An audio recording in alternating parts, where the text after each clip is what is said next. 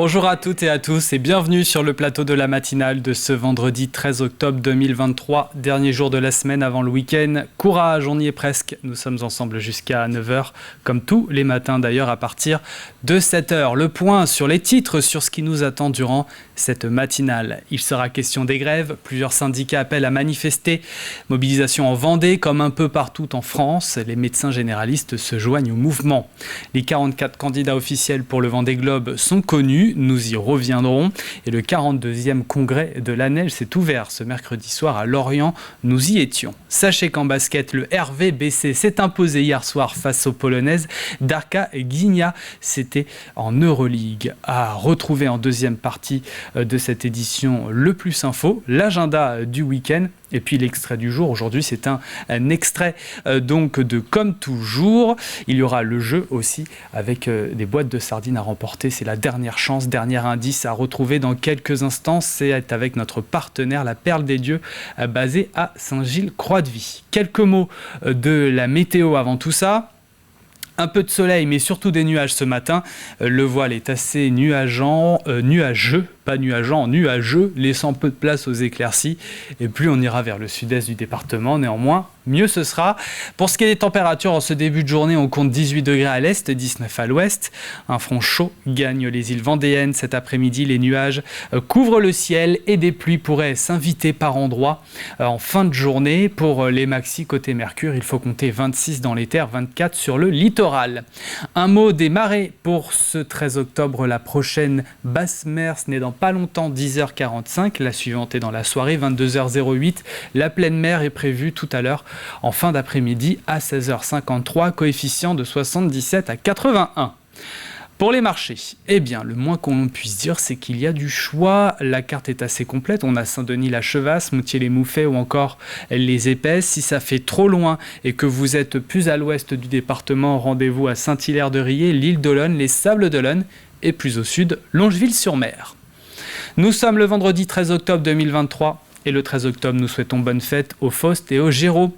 C'est la journée nationale de la sécurité routière. La lutte contre cette insécurité est une cause qui progresse. Faut le noter tout de même si le bilan est encore lourd, notamment ici dans le département. Au niveau national également, c'est la journée de la résilience et celle de l'hamburger à l'échelle internationale. Seuls les aficionados du dit sandwich en sont convaincus. Pour les amateurs d'art culinaire, les avis sont sûrement plus mitigés. Allez, c'est l'anniversaire d'un chanteur aujourd'hui, Slimane, le vainqueur de la saison 5 de The Voice, fête ses 34 ans. Le soleil se couche à 19h22, 2 minutes de jour en moins par rapport à hier. Voilà pour les quelques infos pratiques. Il est temps à présent de passer au journal de la rédaction, le journal 100% Vendée.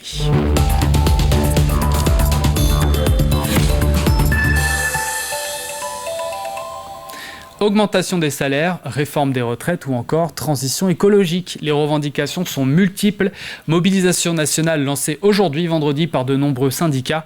En Vendée, 4 rassemblements sont programmés à Chaland, puis Fontenay-le-Comte dans un très court instant, à 10h précisément. À La Roche-sur-Yon, le départ est prévu place Napoléon à 17h30 et les Sables d'Olonne à 18h. Néanmoins, la circulation des transports en commun Aléop en Vendée n'est pas perturbée, mais les cortèges de manifestations pourraient engendrer des perturbations et donc d'éventuels retards sur le trafic en milieu de journée. 80% des médecins généralistes de Vendée garderont porte close ce vendredi. Une grève le temps d'une journée afin de dénoncer leurs conditions de travail. L'intersyndicale des médecins de Vendée affirme que beaucoup de patients sont épuisés et inquiets et ils n'attendent plus que la retraite pour se désinstaller et se réorienter vers de nouvelles activités professionnelles. Cette grève sert à alerter le département d'un risque très prochain d'un territoire sans médecins traitants installés. Demain, les médecins vont fermer pour alerter sur la catastrophe qui s'annonce si on ne tombe pas du bon côté de la ligne de crête. On est vraiment aujourd'hui sur une ligne de crête très très ténue. Alors chez les généralistes, on est à au moins 40% de fermeture complète des cabinets, un mouvement qui va être suivi. Certains vont faire sous différentes formes, vont quand même accueillir leurs patients qui avaient prévu le rendez-vous du jour pour ne pas les reporter à plus tard, mais du coup ne répondront pas au téléphone. Et en plus de ces 40%, d'autres vont quand même arborer soit le médecin en grève ou s'organiser dans le cabinet. Certains ne seront pas là, mais d'autres vont quand même assumer s'il y a une urgence qui arrive. C'est toujours difficile quand on est médecin, c'est comme à l'hôpital, de dire on ferme, mais on sait bien que ça va créer des soucis. En même temps, là, on n'a plus d'autres moyens pour alerter la population. À noter également la fermeture des urgences du centre hospitalier Côte de Lumière des Sables-d'Olonne suite à la défection de médecins remplaçants. Fermeture effective jusqu'à demain, chaque nuit à compter de 18h30 et ce jusqu'à 8h30 le lendemain. Parlons de toute autre chose maintenant, de sport. Ça y est, les 44 candidats officiels pour le Vendée Globe 2024 ont été présentés lors d'une conférence de presse, mais il y en a 4 de trop. Le choix se fera donc sur les courses qualificatives. La liste définitive sera connue le 1er juillet prochain. Pour ce 10e Vendée Globe, les candidats avaient jusqu'au 2 octobre pour se déclarer. Parmi eux, on retrouve Jean Le Cam, héros du dernier Vendée Globe après le sauvetage in extremis au large du cap de Bonne-Espérance de Kevin Escoffier. 6 des candidats déclarés sont des femmes, comme lors de la dernière édition, et 11 nationalités sont représentées à ce stade. On a un petit peu plus d'1 an de ce fameux départ. Alors initialement, vous ne pensiez pas nous voir finalement aujourd'hui. Pourquoi avoir décidé de faire ce point presse ? Oui, simplement, effectivement, on avait pensé communiquer tout simplement par une liste qu'on aurait pu transmettre à la presse. En fait, on est en train de préparer un événement majeur, extraordinaire. Et nous avons constaté que nous avions 44 prétendants pour 40 places. Il fallait que nous puissions vous rencontrer pour donner aussi nos impressions. Ça va être une course merveilleuse avec des nouveaux prétendants, des gens qui reviennent, comme Jean Le Cam évidemment. Mais le plateau qui se présente est un plateau remarquable. Alors c'est ça qu'il faut retenir, c'est qu'aujourd'hui, on a plus de prétendants que de places possibles au départ. Oui, effectivement, on l'a dit dans le règlement que je vais annoncer en octobre 2021. Pour des raisons de sécurité en particulier, nous ne dépasserons pas 40 concurrents. Il faut que nous prenions soin de chacun. Il faut que les 40 concurrents qui vont partir puissent revenir. Donc nous limitons à 40. Or, nous voyons que la course est tellement attractive qu'il y a déjà 44 prétendants pour cette 10e édition. Il y en a donc qui, comme pour les Jeux Olympiques, comme pour toute compétition, ne seront pas dans les 40 premiers. Et ce qui veut donc dire aussi que dans les mois qui suivent, il va y avoir une sélection à faire.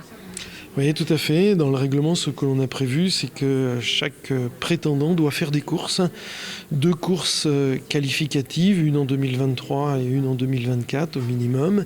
Et puis, si les 44 avaient fait ces 2 courses qualificatives, après il y aura un processus de sélection, c'est-à-dire ceux qui auront fait le plus de 1000, donc ceux qui auront été les plus entraînés, en fait c'est ça le sujet, et nous annoncerons le 1er juillet les 40 skippers retenus. Merci. Le 42e congrès de l'ANEL s'est ouvert ce mercredi soir à Lorient. ANEL pour Association nationale des élus du littoral. Le secrétaire d'État chargé de la mer est intervenu devant les 450 inscrits. Les discussions ont porté sur les défis actuels et futurs des littoraux français.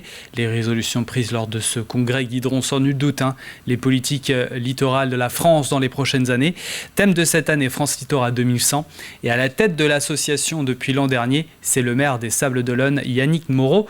Les discussions ont porté sur les défis actuels et futurs des littoraux français.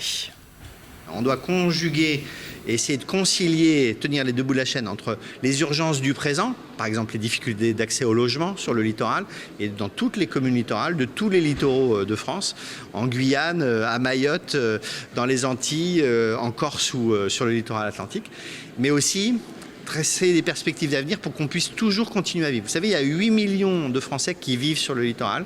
Il y en aura davantage demain et après-demain.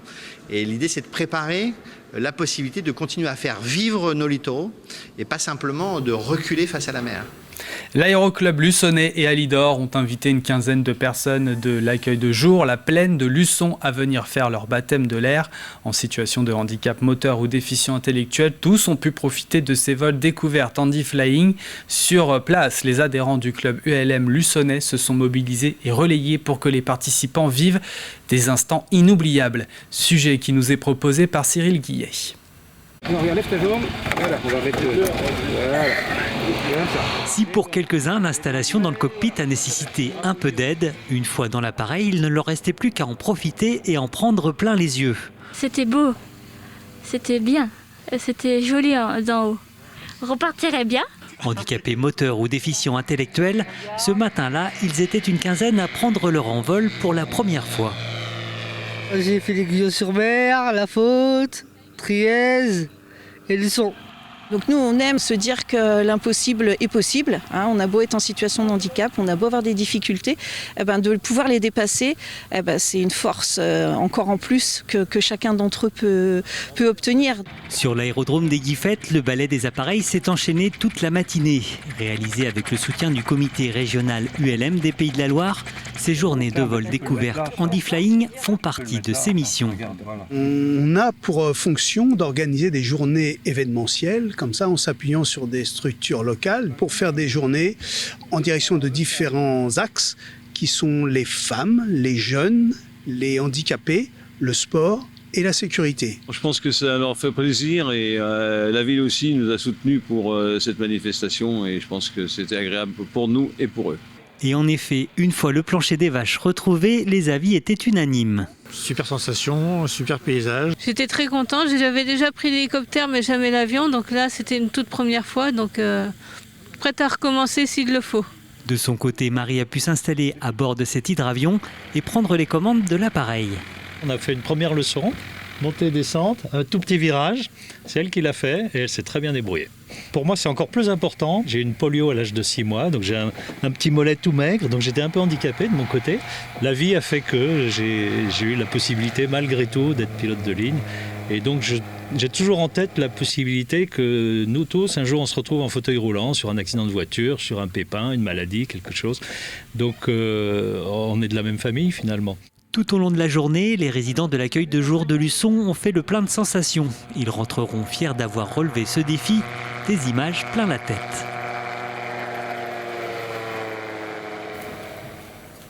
Après 2 années de délocalisation à Chauché, l'association L'Outil en main d'Essar en Boucage a trouvé sa place définitive à l'EHPAD. Les pièces vacantes ont été réaménagées et une convention a été signée mercredi pour officialiser l'installation. 8 ateliers sont proposés tous les mercredis aux enfants inscrits. Nous pouvons y retrouver le jardinage, la mécanique, carrelage, couture, mais aussi la cuisine. Objectif, la transmission des savoir-faire manuels. Ça fait 4 ans que notre association a été créée. Et on n'avait toujours pas de locaux. Donc on a pressé un peu la municipalité, il faut bien le dire. Et quand il nous a proposé ça, on a dit nous on plonge, on y va. On a transformé des vieilles chambres d'EHPAD en atelier. Donc là, on va commencer par ici. On est dans l'atelier couture, à côté la cuisine. Après nous avons en bas là-bas la menuiserie et la métallerie. Ensuite le jardin bien sûr, l'électricité, la mécanique auto et le carrelage. 8 métiers. Voilà. Parlons de sport, de rugby. L'équipe de France affronte l'Afrique du Sud à 21h au Stade de France en quart de finale de la Coupe du Monde. À l'heure actuelle, 2 villes vendéennes contactées ont prévu une retransmission sur écran géant du match. D'abord La Roche-sur-Yon, comme face à la Nouvelle-Zélande en match d'ouverture. Il sera possible d'assister donc à la rencontre sur la place Jacques Chirac à 19h. La buvette et la restauration sur place sont prévues par le FC Lyonnais. Ensuite aux Herbiers. Après le chrono des nations, épreuve de contre-la-montre cycliste à suivre. Par ailleurs, sur TV Vendée en direct, la journée se prolongera place de la Gare avec la diffusion du match. Et nous terminons avec un autre sport, le basket. Nous jouons l'Eurocup Women hier soir. C'était aux Oudéry. Les Vendéennes étaient en piste pour l'occasion. Et c'est un succès pour les Tigresses de La Roche Vendée Basket qui se sont imposées face aux Polonaises d'Arka Gdynia. Victoire 84-77. Les Lyonnaises ont globalement dominé la rencontre, même si elles ont failli se faire surprendre en fin de match dans le dernier quart-temps. Mais l'écart était trop important pour pouvoir espérer revenir au classement dans leur groupe. Le RVBC est 2e derrière Fribourg. Allez, c'est le moment de passer à présent à la météo du jour. Les prévisions météo détaillées de ce vendredi 13 octobre. Un peu de soleil, mais surtout des nuages ce matin. Le voile nuageux est assez imposant, laissant peu de place aux éclaircies. Plus on ira vers le sud-est du département, néanmoins, mieux ce sera. Pour ce qui est des températures, en ce début de journée, on compte 17 degrés à Luçon, 18 pour la Bruffière, Dompierre-sur-Yon, les Achards et la Tranche-sur-Mer, 19 pour les Sables-d'Olonne, Saint-Jean-de-Mont et Pouzauges, jusqu'à 21 degrés du côté de Noirmoutier. Un front chaud gagne les îles vendéennes, les nuages couvrent le ciel et des pluies pourraient s'inviter en fin d'après-midi, surtout proche des côtes. Pour les maxis, le mercure affichera 26 degrés dans les terres, 24 proche des côtes. C'est la fin de ce flash. Il est temps de retrouver nos chroniques du jour au programme dans cette deuxième partie d'émission Le Plus Info. Nous revenons sur la grève des médecins, c'est un peu l'actualité du jour.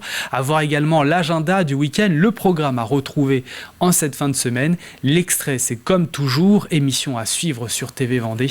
Et nous vous donnons la possibilité de remporter votre lot, gagner un coffret avec une boîte de plusieurs sardines. C'est avec notre partenaire, la conserverie La Perle des Dieux, basée à Saint-Gilles-Croix-de-Vie. Restez bien avec nous.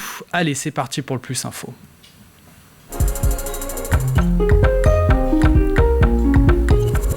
Nous revenons sur la grève des médecins généralistes qui rejoignent la mobilisation nationale lancée par de nombreux syndicats. Pourquoi s'associent-ils à ce mouvement? Quelles sont leurs revendications? L'appel à faire grève est-il suivi? Qu'attendre du gouvernement? Réponse dans le Plus Info.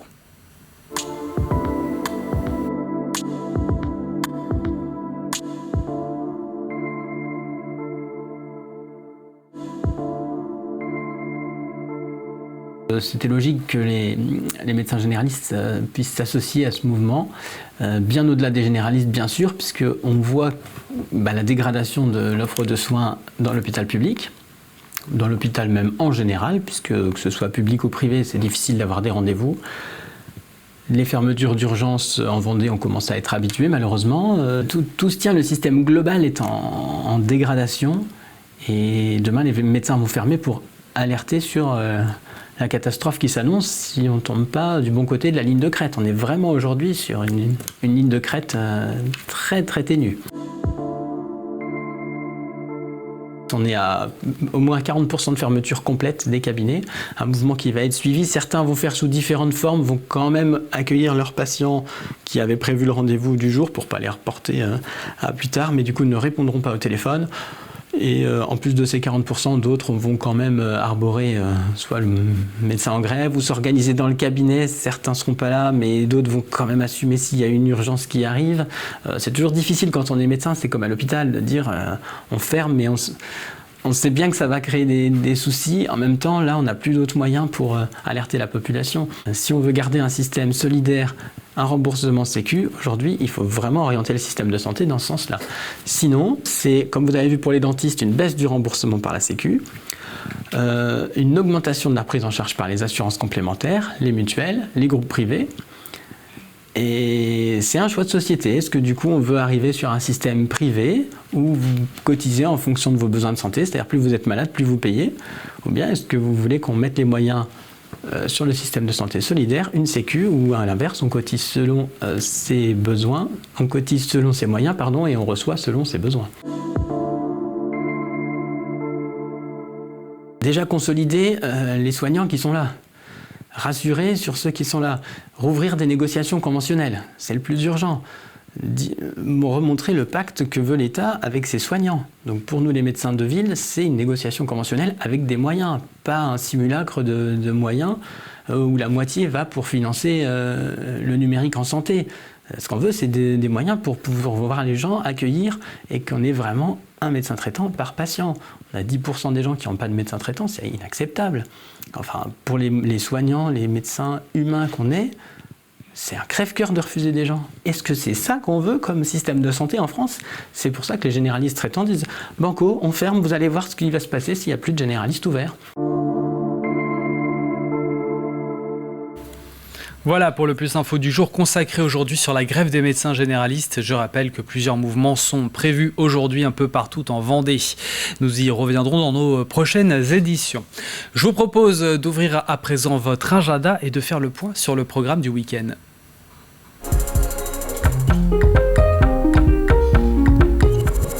Alors, quel est le programme en cette fin de semaine? On a une exposition au Luxembourg-Boulogne, du théâtre du côté de Château-Guibert et la Châtaigneraie, mais aussi un jeu de piste à Fontenay-le-Comte. Et si vous êtes gourmand, porte ouverte chez un chocolatier des Herbiers.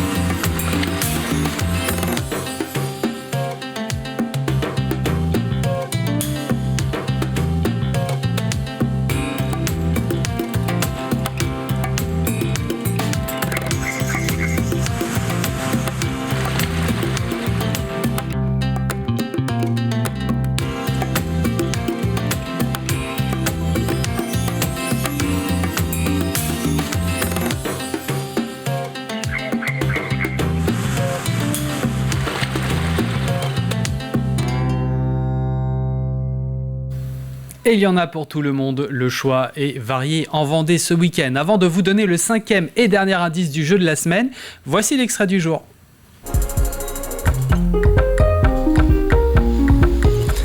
Nous nous intéressons à, comme toujours, l'émission diffusée demain sur TV Vendée, c'est sur l'habillement et il y a de quoi dire. Regardez.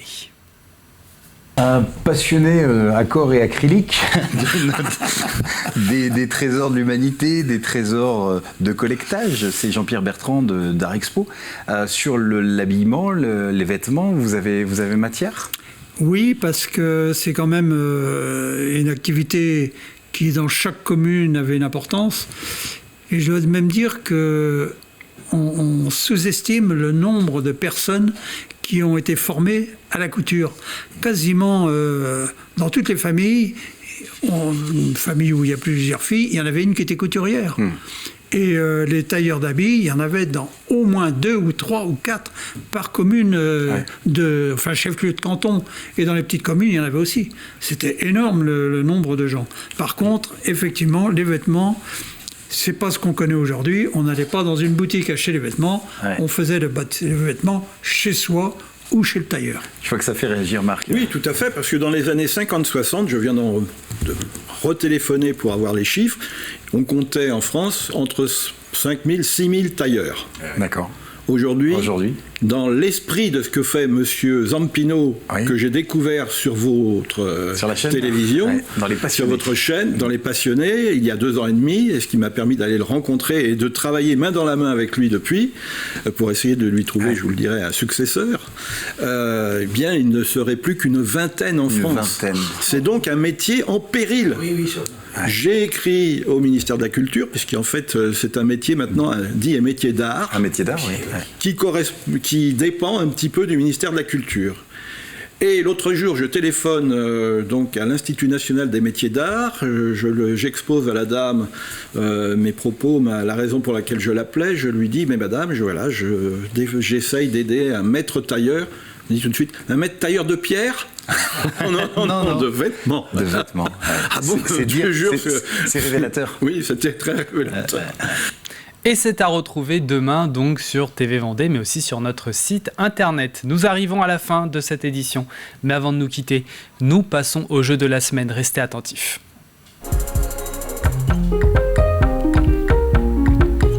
Cette semaine, nous vous faisons gagner votre lot qui nous vient de la conserverie de Saint-Gilles-Croix-de-Vie, la Perle des Dieux. C'est un gagnant ou une gagnante qui sera tiré au sort tout à l'heure. Notre partenaire, donc la Perle des Dieux, qui vous offre un coffret avec plusieurs boîtes de sardines. Nous avons plusieurs variétés. Mais pour vous régaler, il faut répondre à cette question. Quelle compétition, on peut le dire, assez atypique aura lieu demain aux Herbiers, samedi.